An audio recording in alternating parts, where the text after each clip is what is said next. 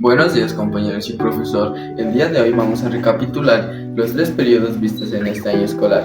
Este grupo está conformado por Diego Solarte, Joan Portillo, Juan David Benítez y mi persona Felipe Cifuentes.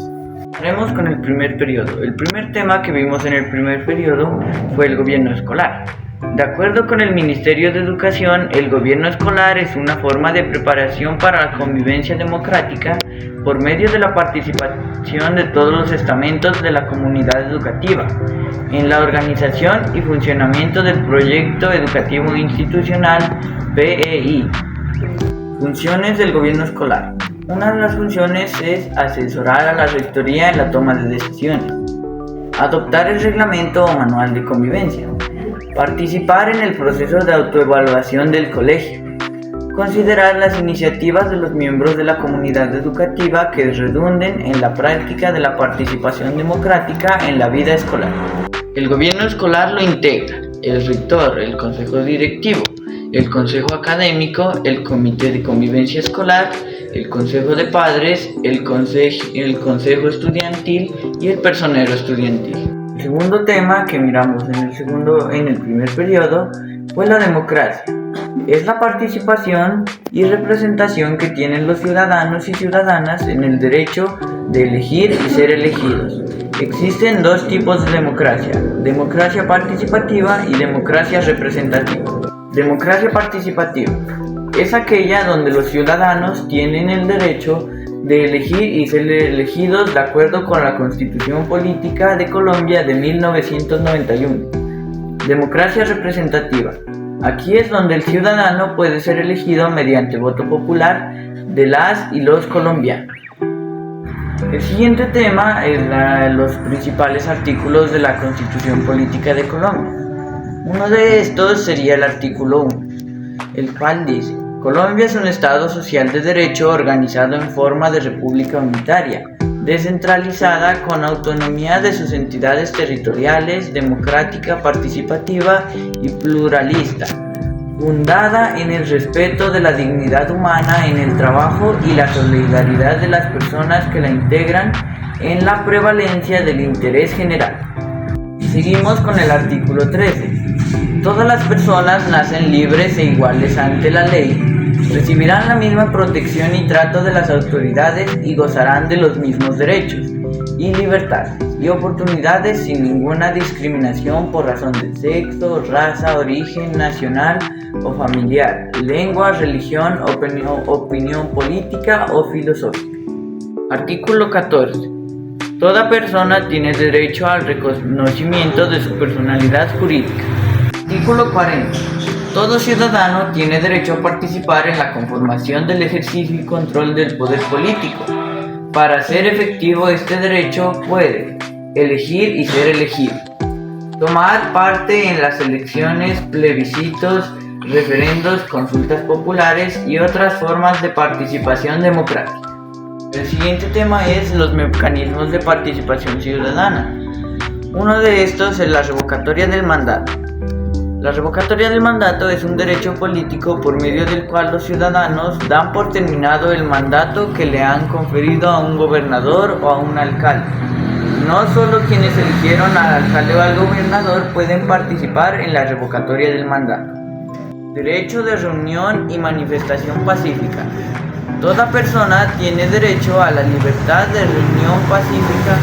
El derecho de reunión pacífica incluye el derecho a celebrar reuniones, sentadas, huelgas, concentraciones, actos o protestas tanto en línea como fuera de ella. Protesta ciudadana. Es un instrumento constitucionalmente legítimo de reivindicación de los derechos humanos en las circunstancias específicas de tiempo, modo y lugar, siempre y cuando se desarrolle de manera pacífica. Consulta popular. La consulta popular es un mecanismo de participación ciudadana mediante el cual se convoca al pueblo para que decida acerca de algún tema de vital importancia para la ciudadanía, que puede ser nacional, departamental, municipal, distrital o local. El voto. El voto es el acto por el cual una persona expresa apoyo o preferencia por cierta moción, propuesta, candidato o sección de candidatos durante una votación de forma secreta o pública. El plebiscito es una consulta cuyo resultado implica la manifestación de la voluntad general o popular de forma no vinculante, pero de carácter facultativo para legitimar una acción política de soberanía o transformación de un Estado. Cabildo abierto es la reunión pública de los consejos distritales, municipales o las juntas administradoras locales en la cual los habitantes pueden participar directamente con el fin de discutir asuntos de interés para la comunidad. El referente. Por medio de este mecanismo, los ciudadanos pueden dar por terminado el mandato que le dieron a un gobernador o alcalde. Este tema es la evolución histórica del concepto del Estado. Esto comenzó en Grecia en el siglo VII a.C. al siglo II a.C. Los ciudadanos participan de la organización política. Cada polis o ciudad es una comunidad independiente. Roma, siglos II a.C. a 6 a.C. Los ciudadanos participan de la vida política. El emperador ostenta el poder. La sociedad se rige por leyes. Feudalismo, siglo VI a siglo XV. El rey ofrece tierra y protección a sus vasallos. El señor dicta leyes, los demás las ejecutan. El trono es hereditario. El señor tiene el poder absoluto sobre sus súbditos. El absolutismo, siglo XV a siglo XVIII. Las leyes son competencias del monarca. La nobleza y la iglesia tienen privilegios especiales. El trono es hereditario. Liberalismo, siglos XIX a siglo XX. Las leyes son fijas y aceptadas por todos. El Estado garantiza la libertad y propiedad privada. El poder se divide en ejecutivo, legislativo y judicial. El Estado social de derecho. El Estado está conformado por instituciones elegidas popularmente. El gobierno representa la voluntad del pueblo. El poder se divide en ejecutivo, legislativo y judicial. Hay control a todo nivel del Ministerio Público. Tipos de contaminación y sus principales consecuencias. La contaminación es la introducción de un contaminante en un ambiente natural que causa inestabilidad, desorden, daño o malestar en un ecosistema, en el medio físico o en un ser vivo. Por lo general, las consecuencias de la contaminación se derivan fundamentalmente de la actividad humana. Ahora seguimos con el tema diversidad étnica y cultural.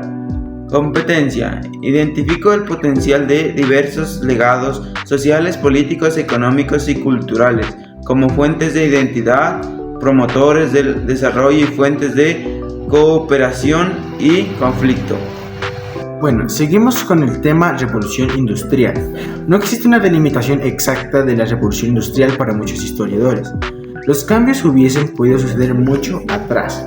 Esta revolución industrial sucedió en los últimos 20 años, es decir, entre 1730, cuando se iniciaron modificaciones a los telares en 1825, en que circula el primer tren de pasajeros y pasajeras, arrastrado por una locomotora y carbón.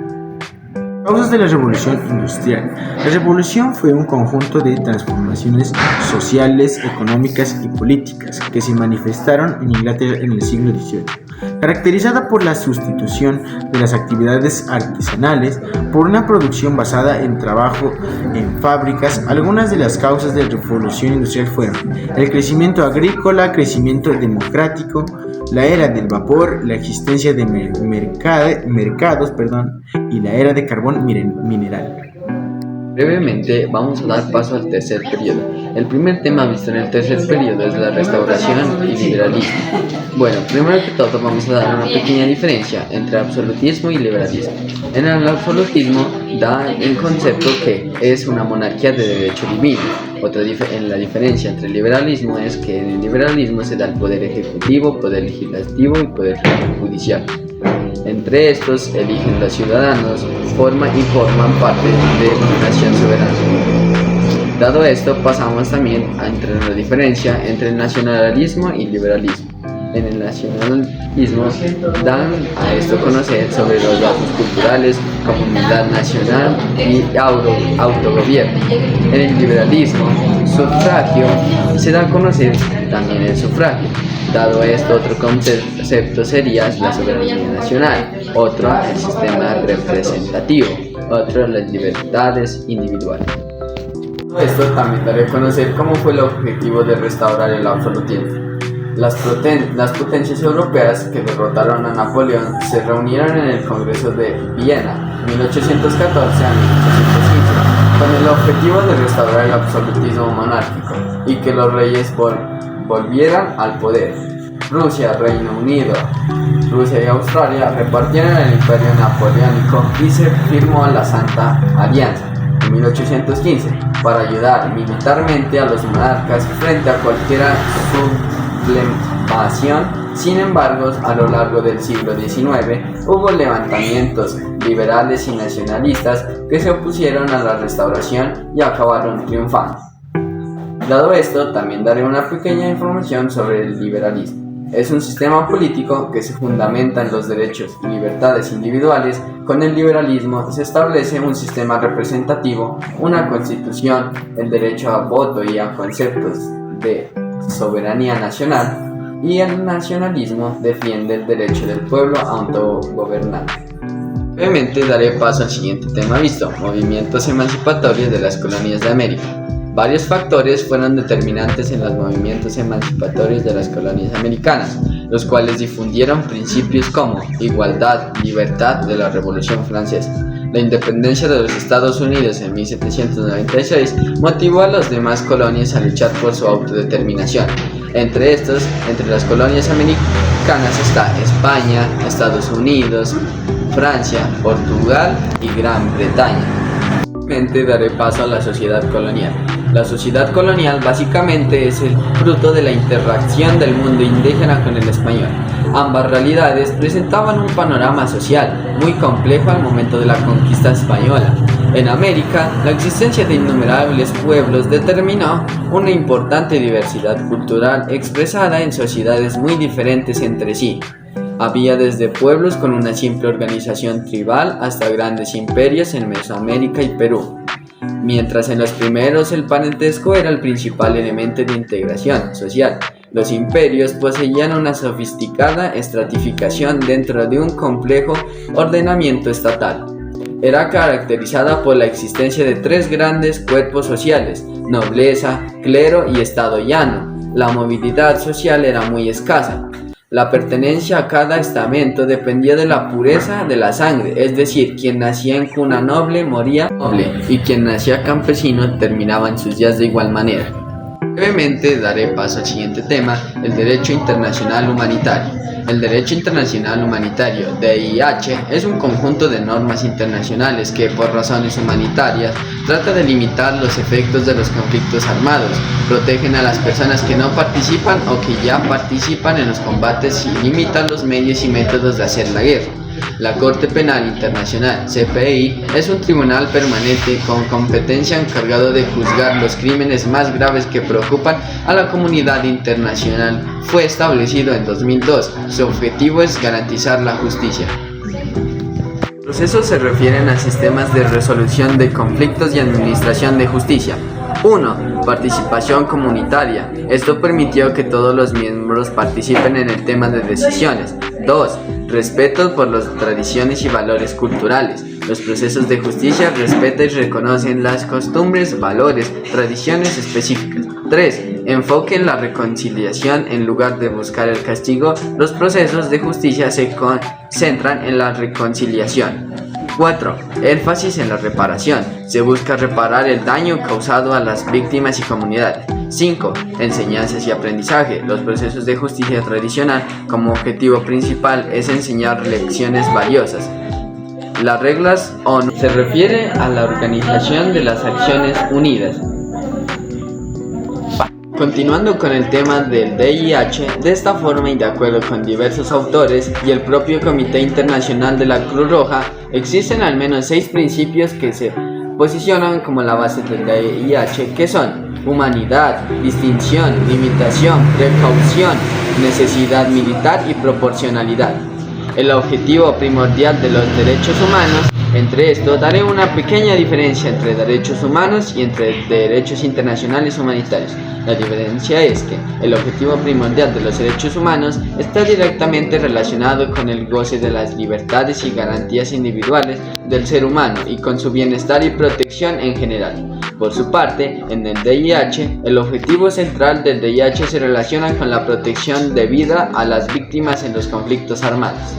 Para complementar más este tema, voy a dar a conocer algunos países que no respetan el DIH. Son Libia, Siria y Yemen. Siguieron cometiéndose crímenes de guerra y otras violaciones graves del DIH en 2018.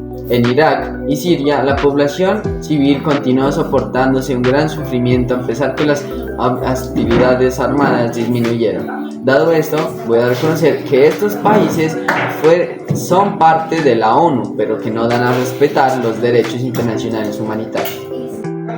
Bueno, pasamos con el tema El Bogotazo. La noticia fue replicada en todo el país.